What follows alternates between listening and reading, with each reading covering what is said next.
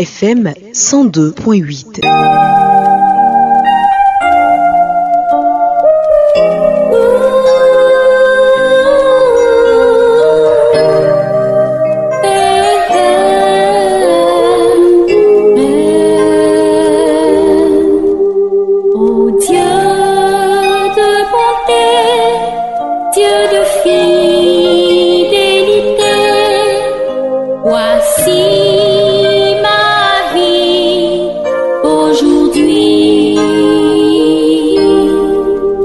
Pour le Christ aujourd'hui. Évangile et commentaire des textes du jour avec le Père Georges Yoboué. Oh Dieu de bonté, Dieu de fidélité, voici ma vie aujourd'hui. Auditeurs, auditrices du Radio Espoir, bonjour. Je suis votre ami et frère, le Père Georges Yoboué. Je suis très heureux d'être en votre compagnie pour vous conduire tout au long de cette deuxième semaine du temps de l'Avent, année C, à votre émission Vive pour le Christ, émission au cours de laquelle nous partageons l'Évangile au quotidien. Aujourd'hui, lundi 9 décembre 2024, l'Église nous donne de célébrer la solennité de l'Immaculée Conception de la Vierge Marie. Nous allons ensemble méditer l'évangile de Jésus-Christ selon saint Luc, chapitre 1er, verset 26 au verset 38. En ce temps-là, l'ange Gabriel fut envoyé par Dieu dans une ville de Galilée appelée Nazareth, à une jeune fille vierge, accordée en mariage à un homme de la maison de David, appelé Joseph, et le nom de la jeune fille était Marie. L'ange entra chez elle et dit, « Je te salue, comblée de grâce, le Seigneur est avec toi. » À cette parole, elle fut toute bouleversée, et elle se demandait ce que pouvait signifier cette salutation. L'ange lui dit alors, « Sois sans crainte, Marie, car tu as trouvé grâce auprès de Dieu. Voici que tu vas concevoir et enfanter un fils. Tu lui donneras le nom de Jésus. Il sera grand, il sera appelé fils du Très-Haut. Le Seigneur Dieu lui donnera le trône de David son père. Il régnera pour toujours sur la maison de Jacob, et son règne n'aura pas de fin. » Marie dit à l'ange, « Comment cela va-t-il se faire, puisque je ne connais pas d'homme ?» L'ange lui répondit, « L'Esprit Saint viendra sur toi, et la puissance du Très-Haut te prendra sous son ombre. C'est pourquoi celui qui va naître sera saint, il sera appelé fils de Dieu. Or, voici que, dans sa vieillesse, Élisabeth, ta parente, a conçu elle aussi un fils, et en est à son 6e mois, alors qu'on l'appelait la femme stérile. Car rien n'est impossible à Dieu. » Marie dit alors, « Voici la servante du Seigneur, que tout m'advienne selon ta parole. » Alors l'ange la quitta. Parole du Seigneur. Nous rendons grâce à Dieu.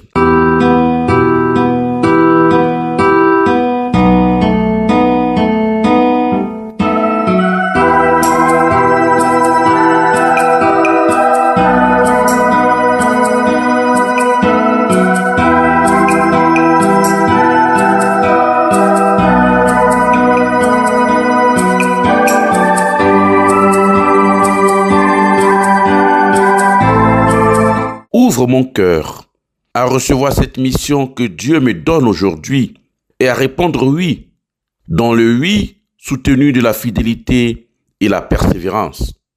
Que par l'intercession de la Vierge Marie, je sache renouveler mon engagement baptismal.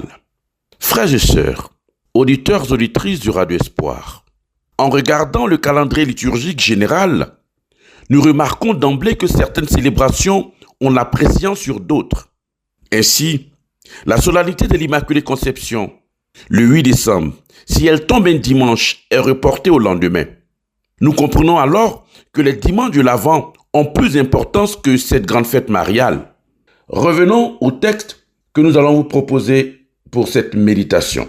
Frères et sœurs, le passage que nous avons entendu nous présente l'annonce de Gabriel à Marie. Dans le livre de Daniel, Gabriel, dont le nom signifie force de Dieu, intervient dans une première vision pour annoncer, et je cite Daniel 8,16, « Comprends, fils d'homme, car la vision est pour le temps de la fin. » Dans une autre vision, Daniel 9,21, Gabriel se manifeste alors que Daniel est en prière. En lui ouvrant l'intelligence, Il annonce la venue du temps pour faire cesser la perversité et mettre un terme au péché, pour absoudre la faute et amener la justice éternelle, pour sceller visions et prophètes et pour oindre des saints. À ce jugement divin est associée la venue du Messie chef, mettant fin à l'empire hellénistique. Luc reprend donc cette figure, connue de la littérature apocalyptique de son époque, avec deux archanges. Ils sont présents auprès de la gloire divine dans le livre d'Enoch. Le livre d'Enoch mentionne Gabriel lors du jugement divin à l'occasion du déluge. Selon cet écrit, Gabriel est celui qui combat les puissants du mal. Le choix de Gabriel permet d'associer le temps messianique du règne de Dieu avec l'annonce des naissances de Jean le Baptiste et de Jésus. Leurs présences sont liées et s'inscrivent dans le dessein du salut de Dieu. Les cantiques de Zacharie et de Marie reprendront ce thème de l'avènement du jugement divin. Frères et sœurs, le texte commence par le 6e mois.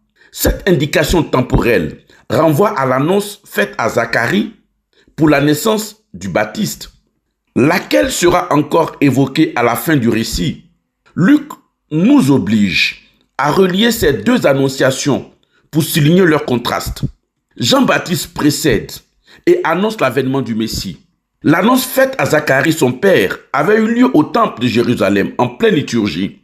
Zacharie était un homme de la classe sacerdotale, pieux, juste devant Dieu, mais âgé et sans enfant. Or, maintenant, nous sommes dans une bourgade de Galilée appelée Nazareth, ville sans renom. L'annonce divine s'adresse à une jeune fille vierge, nommée Marie. Tout se passe dans sa maison. Le décor est totalement différent, comme les destinataires de cet évangile. Par ce contraste, Luc tient à affirmer combien le Messie attendu ne vient pas d'une famille sacerdotale liée au temple, mais d'une jeune fille de province liée à la descendance davidique par son futur époux. Le seul point commun entre l'annonce du Baptiste et celle du Messie concerne l'identité de l'ange. L'évangéliste nous avait présenté Gabriel comme celui qui se tient en présence de Dieu. Luc 1, 19. L'ange Gabriel est connu de la littérature biblique et extra-biblique pour être associé à l'avènement du jugement et du temps messianique. Cette double manifestation de Gabriel à Zacharie et à Marie confirme l'accomplissement de ce dessein de Dieu.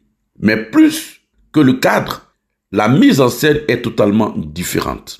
Essayons de voir plus près ce texte. Les deux récits sont construits sur le même modèle. La manifestation de l'ange, puis une salutation, enfin l'annonce de la naissance de son nom et sa mission.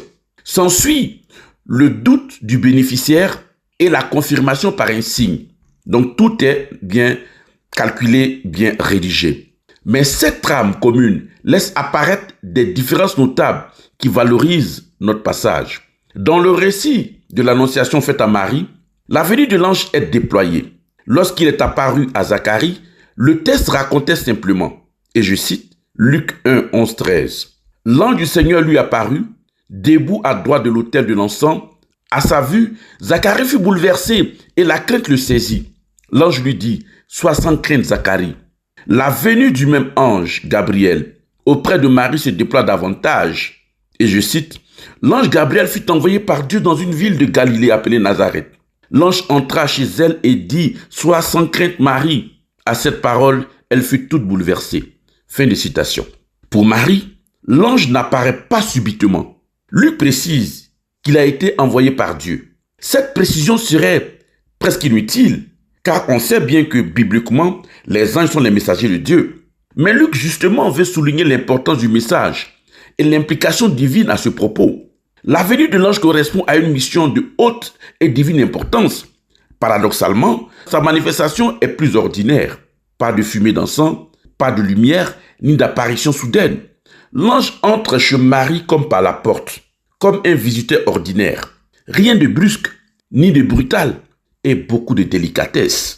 Frères et sœurs, Luc nous dit, à cette parole, elle fut toute bouleversée. Ce trouble de Marie indique qu'elle a compris l'irruption du divin en sa maison. Ce bouleversement répond à la salutation angélique. Je te salue, comblé de grâce, le Seigneur est avec toi. Le choix de Marie s'inscrit sur le mode gracieux de l'élection divine, comme pour David, Moïse, Abraham et bien d'autres. Le message de l'ange rejoint ces annonces bibliques des récits de Samson, Samuel et Jean. Habituellement, le message divin annonce que la femme sera enceinte, dévoile le futur nom de l'enfant, ainsi que sa mission et son destin. Or, en cette annonciation, la destinatrice n'est ni une femme stérile ou âgée, comme Élisabeth, mais une jeune fille vierge. Cette situation, unique dans la Bible, annonce déjà une nouveauté radicale, l'avènement d'une ère nouvelle. Celle-ci est d'ailleurs confirmée par la suite. L'enfant se nommera Jésus, en hébreu Yeshua, un nom qui signifie Dieu sauve. Ce salut divin en Jésus est un thème majeur dans l'évangile de Luc.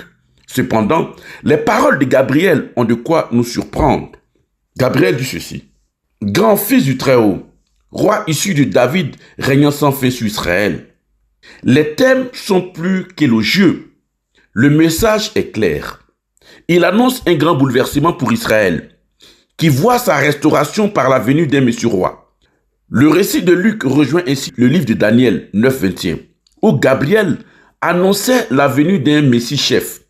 Mais Luc va plus loin. Cet enfant est par l'esprit le fils du Très-Haut, comme il est aussi fils de David par son père Joseph. Comme dans le récit de Matthieu, la conception divine de Jésus confère toute l'autorité paternelle à Joseph. Mais là n'est pas la pointe du récit. La dénomination du fils du Très-Haut ne renvoie pas à une filiation génétique. Ce titre à connotation royale renvoie à l'appartenance entière du futur enfant au projet de Dieu. Frères et sœurs, Marie pose la question: comment cela va-t-il se faire? La question de cette jeune vierge souligne sa perplexité. Elle rejoint le questionnement de Zacharie. Comment vais-je savoir que cela arrivera? Ici, nous allons voir la différence entre, la question de Marie et la question de Zacharie. Dans le cas de Zacharie, nous voyons que Zacharie, il a mis ici en lumière le doute dans son questionnement. Et la conséquence de ce doute fera que Zacharie sera muet jusqu'à ce que l'enfant naîtra. Alors, quelle est la différence? Pourquoi dit-on que Marie n'a pas douté et que Zacharie aurait douté? La différence est située dans le fait que Zacharie, qui est prêtre du temple, il connaît la loi et les Écritures. Et il sait que dans l'histoire d'Israël, il y a eu des femmes stériles ou des personnes avancées en âge qui ont pu concevoir. Alors que dans le cas d'espèce de la Vierge Marie, nullement dans les textes anciens connus par Zacharie, il n'a été fait mention d'une vierge qui conçoit divinement sans l'intervention humaine.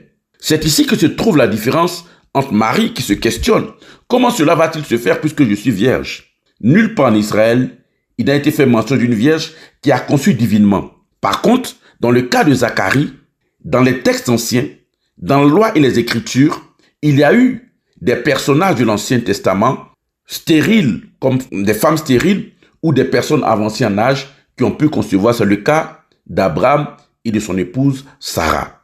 Alors, Zacharie ne peut pas se poser cette question. Comment vais-je savoir que cela va arriver? Poursuivons notre réflexion.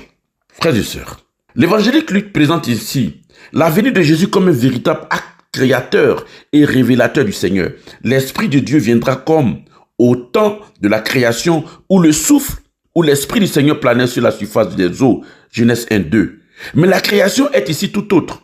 La puissance du Très-Haut qui prend Marie sous son ombre exprime la gloire même de Dieu, comme au sein de la tente de la rencontre au temps de Moïse. Lui convoque ici les registres de la création et du salut. L'enfant à venir devient présence divine. Il sera saint et appelé fils de Dieu. La visite à Élisabeth est alors présentée comme le signe probant du message. Elle vient confirmer la mission de Marie. Elle verra de ses yeux l'œuvre de Dieu en faveur d'Élisabeth, âgée et stérile, lui conférant la grâce d'enfanter. L'impossible devient réalité, y compris pour cette inconcevable conception divine. Frères et sœurs bien-aimés dans le Seigneur, l'impossible devient donc possible. En célébrant la solennité de l'Immaculée Conception, demandons au Seigneur la grâce de la docilité à la mission et la grâce de nous laisser conduire par lui. Bonne fête de l'Immaculée Conception à tous et à toutes. C'était pour aujourd'hui à votre émission Vive pour le Christ, votre ami et frère le Père Georges Yoboué. Que Dieu vous bénisse. À bientôt. C'était Vive pour le Christ aujourd'hui, évangile et commentaire des textes du jour avec le Père Georges Yoboué. FM 102.8.